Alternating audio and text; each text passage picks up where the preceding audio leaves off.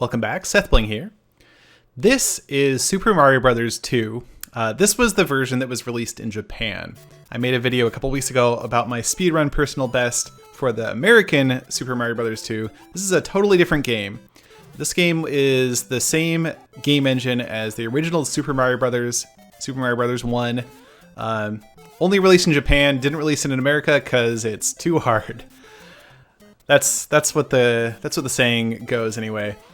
So this is my speedrun personal best. It was an 8-minute and 50-second speedrun without load times. What does load times mean? That's sort of an unusual thing to have on an NES game, a game that was released for the NES. Well, this game actually wasn't released for NES. This was released for the Famicom Disk System, which was a peripheral that you could attach to Japanese Famicoms, and it used discs, not floppy disks. I think they were hard disks. I'm not sure. I've never held one. Anyway, I'm playing it on a flash cartridge. So anyway, you just saw 1-1, 1-2. You go over the top and get to the warp zone. This is very similar to the original Super Mario Brothers, except there's a second room here. This is actually a double jump glitch. If you're not holding jump when you grab a power-up, you can actually buffer a jump. It just means hold the jump button while you collect the power-up. Anyway, you have to come over here, and then you get to the actual warp zone. This game is so much harder than the original Super Mario Brothers. This was released as Lost Levels in the US on Mario All-Stars. Yeah, Super Mario All-Stars. Anyway, so we warp from 1-2 straight up to 4-1. We actually have to play through the entire World 4. I'm getting Fire Flower in my runs because it makes the runs, I think, a lot easier. It's like a safety strategy. I'm not trying to get a world record or anything with this, right? I've talked about my speedrun medley, my Mario Credits Hour speedrun of 8 different games in under an hour that I want to do. This one's one of them. I have one more to learn after this, Super Mario Land. So this game is just very hard. It's not forgiving. I don't think they play tested this game, to be honest. There's so many places where you can just get totally screwed over. There's levels where there's just no way to take it safe or take it easy. Very hard game. But yeah, so 4-2 is actually probably one of the easier levels for me for the way that I approach the speedrun. I have very safe strats. 4-3 is not very safe. There's bullet bills that can just snipe you. They spawn in random locations. If you always start the game at the same time after power on, and you always play exactly the same, you can get the same bullet bill patterns every time, but I don't do that. There's a lot of variance in how I play, so there's just random bullet bills in random places, and so I go through this level a lot slower than you can go through it in order to maximize the chances I actually make it through the level. Yeah, you could save 3 or 4 seconds. Actually, maybe a little bit more than that. Maybe more like 5 seconds by taking a little bit faster. Likewise, I use some pretty safe strategies in this level. Firepower is definitely useful here to be able to shoot these Koopas. Here, I've learned how you can jump over this gap, but it's a very tight jump, that little lava gap. The firepower does actually save a little bit of time in 4-4 here, because you can kill Bowser with fire like this, and it actually saves time because when you get the axe, it doesn't have to go through the animation of the bridge getting destroyed and Bowser falling into the lava. So it does save actually a little bit of time to have Fire Flower, but most overall, the world record, which is 7:55, does not get Fire Flower. Okay, so here's what I'm talking about loads. This is a loading time. There's about 4 seconds of loading time, sort of emulated by my flash cartridge. Yeah, this level is pretty tough. There's a lot of tight jumps. Coming up here, you'll see specifically the wind blows you, and then you barely make this jump onto the bullet bill launcher. It's not the worst, I guess, if you don't quite make it over the bullet bill launcher. There's just a lot of enemies here. Actually, this part of the level is not that bad. Anyway, Here I bounce off that Koopa and reveal the blocks. You can actually do this part without revealing either of the blocks. There's a way to do a super jump off one of the Koopas, but it's pretty tricky, and I haven't yet learned how to do that.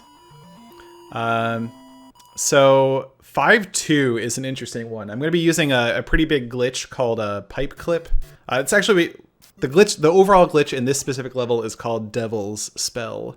It's like a spell that the devil's casting. So I have to bump it 4 times. 1, 2. I have to bump into walls, like intentionally run into walls. This actually moves the camera relative to Mario and gets the camera into a specific spot so that when I come to a stop right here, the camera's in a specific spot where I can do this glitch, where I clip into the pipe.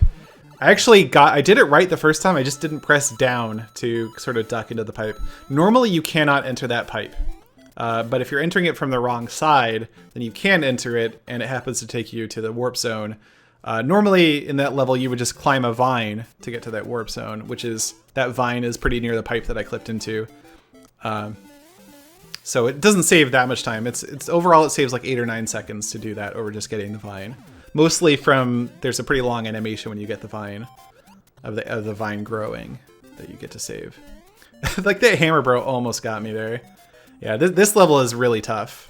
8-1, but I did make it through pretty well. 8-2 and 8-3 aren't that bad.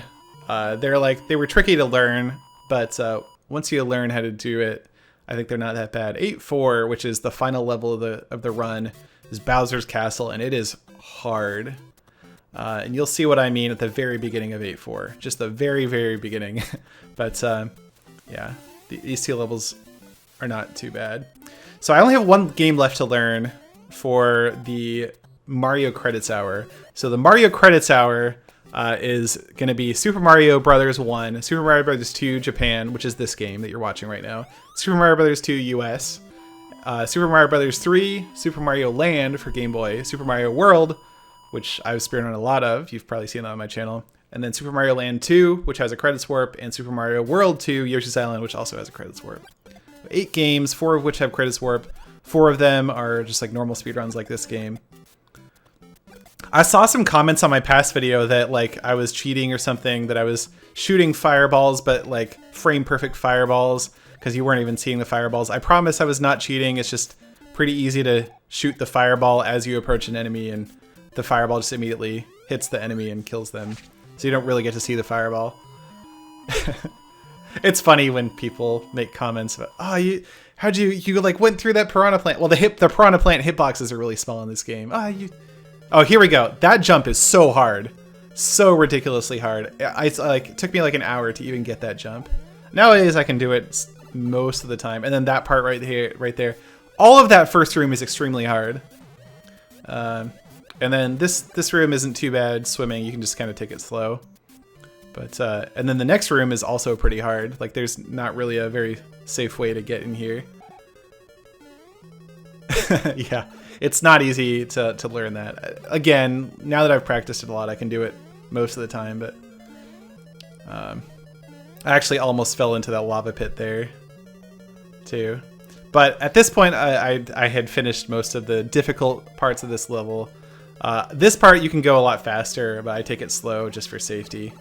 And then there's a cool little clip coming up here where I clip into the ground and get to run under Bruce, Bowser's brother. This is not actually Bowser. Yeah, it's a fake Bowser. And then here's the real Bowser. Yeah, since I have a power-up, I can just tank that hit and whatever. I mean, I duck jump there with the idea. Some of those hammers don't actually have hitboxes because there's only so many hammers that are showing can actually have hitboxes. So if you duck jump and hit some hammers, it doesn't necessarily kill you, or damage you, but in that case it did. Yeah, so that's it. That's the whole run. 8:55 on the clock. It was actually an 8:54.6 or something real time, and then without the loads, which is how it's tracked on the leaderboard, it was an 8:50. So yeah, I'm pretty happy with this run. It's like a little bit less than a minute off the world record, which is held by Takate at 7:55 without loads. I'm not going to go for anything near world record. I just want to get consistent at this so that I can use it as part of my speedrun medley. That's all I want to do.